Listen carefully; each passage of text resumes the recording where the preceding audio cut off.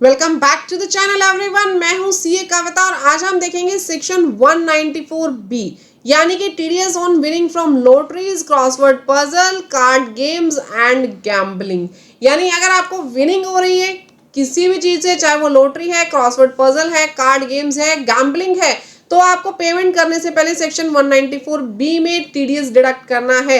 देखिए complete aspects हम लोग यहाँ पे कवर करेंगे सेक्शन 194 बी में। इसमें हम देखेंगे कि अगर आपको इन काइंड पेमेंट मिली है, यानी कैश के अंदर या बैंक में पेमेंट ना मिलके किसी काइंड के अंदर आपको पेमेंट रिसीव हुई है, तो टीडीएस डिडक्ट होगा या नहीं होगा, किस रेट से टीडीएस डिडक्ट करना है, कितनी थ्रेशोल्ड लिमिट है इस टीडीएस को डिडक्ट करने की। देखिए सेक्शन 194 बी क्या कहता है, अगर कोई भी पर्सन रिस्पॉन्सिबल है आपको winning from lottery, crossword puzzle, card game या अदर गेम्स का पैसा पे करने के लिए, क्लियर, और या फिर वो आपको पे कर रहा है गैम्बलिंग और बैटिंग का पैसा, चाहे वो किसी भी नेचर का हो, तो यहाँ पे 194 बी सेक्शन में आप लोगों को टीडीएस डिडक्ट करना है।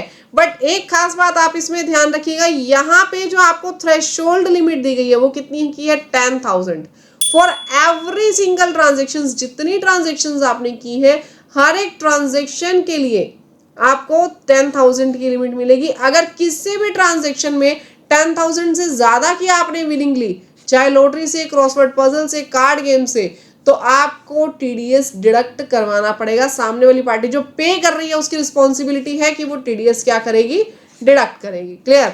नाउ टीडीएस जो है वो किस टाइम पे किया जाएगा, eight the time of payment किया जाएगा। अब यहाँ ड्यू की एंट्री थोड़ी करेंगे कि आपको जो लॉटरी का पैसा है वो ड्यू करके रख दिया हमने, ये इंटरेस्ट वाला नहीं है कि आपने at the time of credit to the payee, credit of the payee आपने जो टीडीएस है वो डिडक्ट कर लिया, ऐसा नहीं है। यहाँ पे eight the time of payment TDS deduct होगा, यहाँ ड्यू रख के ड्यू नहीं रख सकते आप लॉटरी का पैसा। रेट की अगर हम बात करें, करंटली जो हमारे पास रेट है वो 30% का है under section 115 double B. Clear. Next हम लोग बात करेंगे स्पेशल केसेस की। स्पेशल केसेस यानी कि अगर आपको कोई भी इनाम इन काइंड मिला हो, जैसे कि आप लोगों को कोई भी कार मिल गई इनाम में, या फिर हॉलीडे का ट्रिप मिल गया काइंड में, तो क्या यहाँ भी टीडीएस डिडक्ट होगा? यस, यहाँ भी टीडीएस डिडक्ट होगा। कैसे? आप लोगों को करना क्या है, जो इन काइंड आप लोगों को गिफ्ट रिसीव हुआ, फॉर एग्जाम्पल आप लोगों को कार रिसीव हुई, तो आपने क्या करना है, इस कार की वैल्यू देखनी है, इस कार की वैल्यू देखनी है, और उस वैल्यू पे जो टीडीएस लगेगा वो टीडीएस उस पर्सन से मांग लेना जिसे कार गिफ्ट की गई है। जैसे ये एक पर्सन है, इसको कार गिफ्ट की गई, कार किसको मिली थी, इसको मिली थी, बट देनी किसने है, देनी इस पर्सन ने है।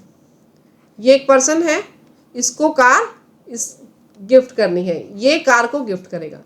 अब ये क्या श्योरिटी लेगा, ये देखेगा कि जो पर्सन कार गिफ्ट में ले रहा है क्या उसने टीडीएस की अमाउंट मुझे पे कर दी।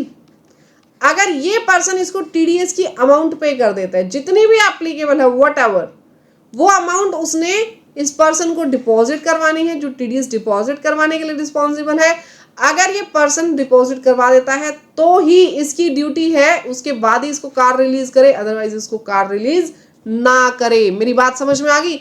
ये पर्सन क्या इंश्योर करेगा कि जो टीडीएस का पैसा इसने इसको देना था, क्या वो टीडीएस का पैसा आ गया? अगर वो टीडीएस का पैसा आ गया तभी ये इसको कार रिलीज करेगा, अदरवाइज कार नहीं देगा।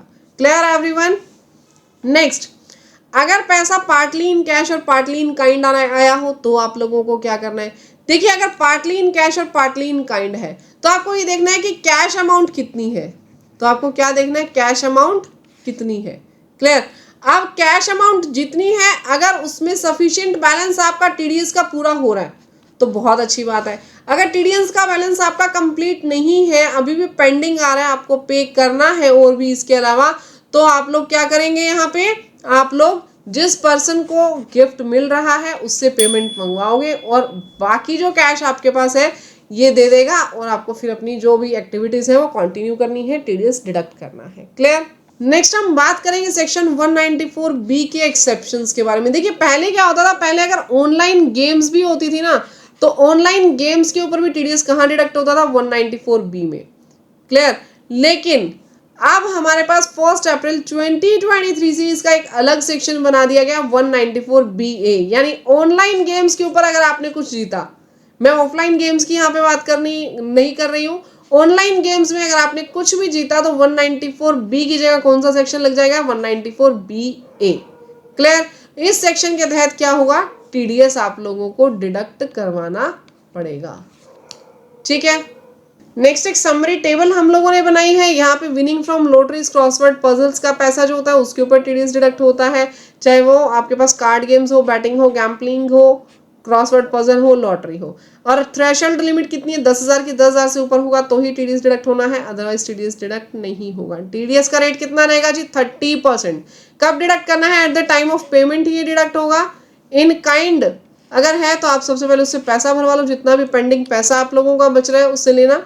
और ऑनलाइन गेम्स के ऊपर अब सेक्शन 194B में टीडीएस नहीं लगेगा, इसके ऊपर टीडीएस लगेगा कहाँ पे, 194BA में। क्लियर। तो गाइस अगर आप लोगों को वीडियो अच्छी लगी तो वीडियो को लाइक, चैनल को सब्सक्राइब करना मत भूलिएगा। मिलते हैं गाइस नेक्स्ट वीडियो में, तब तक के लिए thank you, bye bye, take care everyone, जय हिंद।